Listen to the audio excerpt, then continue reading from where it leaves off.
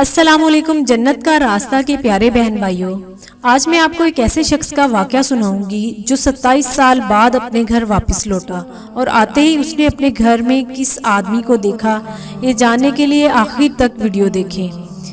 کروڑوں مالکیوں کے امام، عاشق مدینہ امام مالک بن انس اور عظیم بزرگ حضرت حسن بصری رحمۃ اللہ علیہ السلام جیسی جلیل القدر ہستیوں کے استاد محترم حضرت ربیہ بن ابو عبد الرحمن رحمۃ اللہ علیہ اپنی امی جان کے پیٹ میں ہی تھے کہ ان کے والد حضرت ابو عبد الرحمن بنو امیہ کے دور خدمت میں سرحدوں کی حفاظت کے لیے جہاد کی غرض سے خراسان چلے گئے۔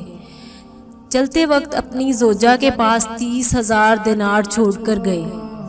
27 سال بعد آپ واپس مدینہ منورہ آئے تو آپ کے ہاتھ میں نیزہ تھا اور آپ گھوڑے پر سوار تھے۔ گھر پہنچ کر گھوڑے سے اترے اور نیزے سے دروازہ اندر دھکیلا تو حضرت ربیہ رحمۃ اللہ علیہ فوراً باہر نکلے۔ جیسے ہی انہوں نے ایک مسلح شخص کو دیکھا تو بڑے غضبناک انداز میں بولے، اے اللہ کے بندے، کیا تو میرے گھر پر حملہ کرنا چاہتا ہے؟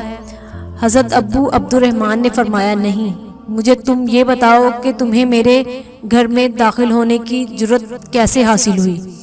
پھر دونوں میں تلخ کلامی ہونے لگی۔ قریب تھا دونوں دستوں کی رباں ہو جاتے، لیکن ہمسائے بیچ میں آ گئے اور لڑائی نہ ہوئی۔ جب امام مالک رحمۃ اللہ علیہ اور دوسرے بزرگ حضرات کو خبر ہوئی تو فوراً چلے آئے۔ لوگ انہیں دیکھ کر خاموش ہو گئے۔ حضرت ربیہ رحمۃ اللہ علیہ نے اس شخص سے کہا، خدا کی قسم میں اس وقت تک تمہیں نہیں چھوڑوں گا جب تک تمہیں سلطان یعنی بادشاہ اسلام کے پاس نہ لے جاؤں۔ حضرت ابو عبد الرحمن نے کہا، خدا کی قسم میں تجھے سلطان کے پاس لے جائے بغیر نہیں چھوڑوں گا۔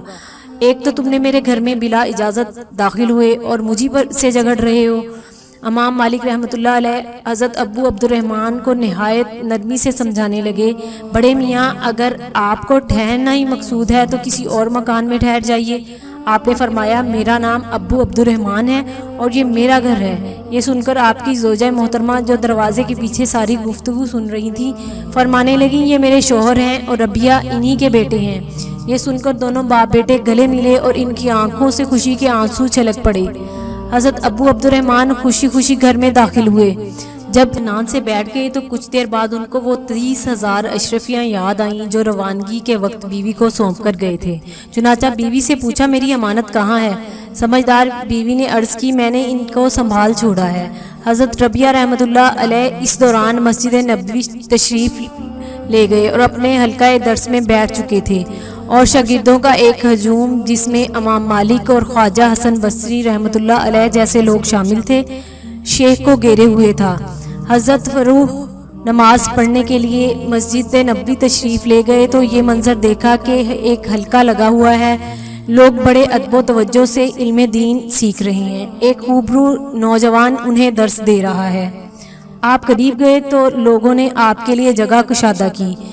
حضرت ربیہ رحمۃ اللہ علیہ سر جھکائے بیٹھے ہوئے تھے، اس لیے آپ کے والد محترم انہیں پہچان نہ سکے اور حاضرین سے پوچھا، علم کے موتی لٹانے والا یہ شخص الحدیث کون ہے؟ لوگوں نے بتایا، یہ ربیہ بن ابو عبد الرحمن ہے۔ یہ سن کر انتہائی خوشی کی حالت میں ان کی زبان سے یہ جملہ نکلا کہ رب العزت نے میرے بیٹے کو بڑا عظیم مرتبہ عطا فرمایا ہے۔